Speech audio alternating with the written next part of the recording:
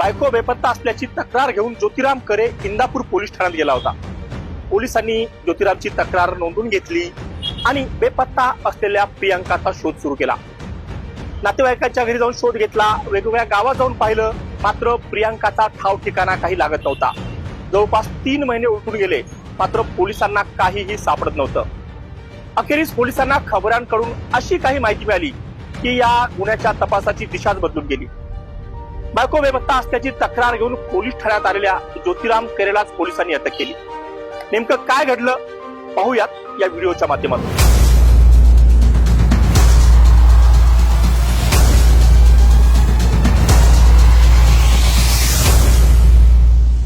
इंदापूर तालुक्यातील चितकळकर वाडी येथील प्रियंका चितकळकरचा आणि इंदापूर तालुक्यातीलच कळाशी येथील ज्योतिराम करे यांचा 2013 मध्ये लग्न झालं होतं।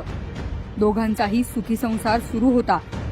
2 मुलं झाली, मात्र मागील वर्षभरापासून त्यांच्यात बिनसलं होतं।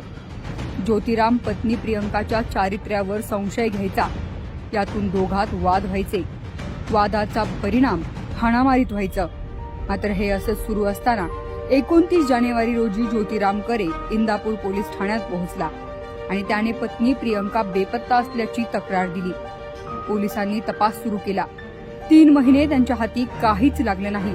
मात्र एके दिवशी खबऱ्यांकडून पोलिसांना माहिती मिळाली आणि त्यांनी तपासाची चक्र फिरवली। पत्नी बेपत्ता असल्याची तक्रार देणाऱ्या ज्योतिरामलाच पोलिसांनी ताब्यात घेतलं।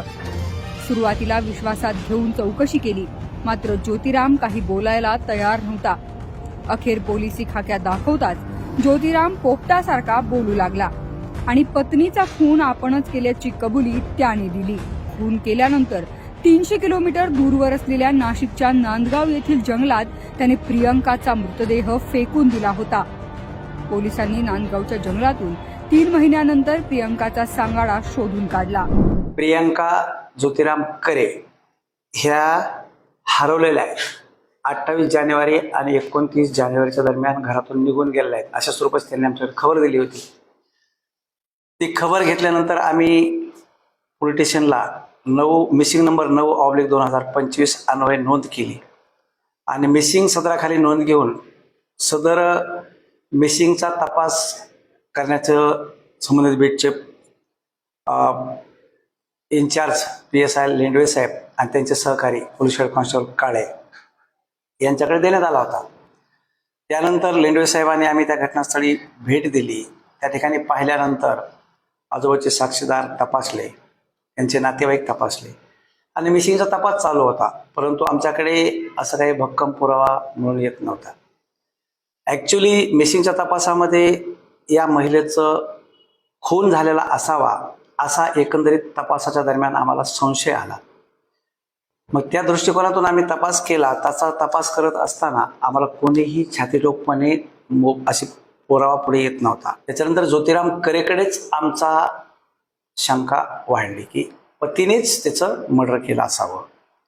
परंतु जोपर्यंत ती बॉडी मिळत नाही तोपर्यंत आम्ही फायनल कन्क्लुजनला जाऊ शकत नव्हतो। मग ज्यावेळेस ज्योतिराम करे म्हणजे जो खबर देणार आहे, जो मैताचा पती आहे तोच, म्हणजे त्यांनी आमची दिशाभूल केली होती पुरावा नष्ट करून दृष्टिकोनातून की त्यांनी मर्डर केलं असताना सुद्धा आम्हाला चुकीचं सांगितलं होतं। खबरेमध्ये कधी निघून गेली ते पण चुकीचं सांगितलं होतं। त्याच्यानंतर तो सांगत दिशा पण आमची दिशाभूल करत होता। पण त्याला ज्यावेळेस आमची शंका जाणवली, गुप्त माहिती मिळाली, त्याच्यानंतर आमचे पथक पोलीस उपनिरीक्षक लेंडवे साहेब, पोलीस हेड कॉन्स्टेबल केमधरणे आणि पोलीस हेड कॉन्स्टेबल गोलांडे असे एक आम्ही सविस्तर सूचना केल्यानंतर यांनी आम्हाला सुरुवातीला बरंचसं ओळवळीचे उत्तरं दिले, बरेचसे स्पॉट वेगळे सांगितले। पण आम्ही आमच्या कौशल्यपूर्वक आणि मिळालेल्या भौतिकजन्य पुराव्याच्या आधारे तपास केला असता सदरची बॉडी ही इथून जवळपास 250 ते 300 किलोमीटर अंतरावर नाशिक जिल्ह्यामध्ये नांदगाव या ठिकाणी असल्याबाबत आम्हाला काही माहिती मिळत गेली। ज्योतिराम खरे हा ट्रॅक्टर ड्रायव्हर आहे। साखर कारखान्याला ऊस पुरवण्याचे काम तो करतो, त्यामुळे त्याला नांदगाव परिसराची चांगली माहिती होती। पत्नीची हत्या करण्यापूर्वी त्याने या परिसराची रेकी करून ठेवली होती। पत्नीचा गळा दाबून खून केल्यानंतर एका मित्राच्या मदतीने त्याने या परिसरातील जंगलात तिचा मृतदेह फेकून दिला होता।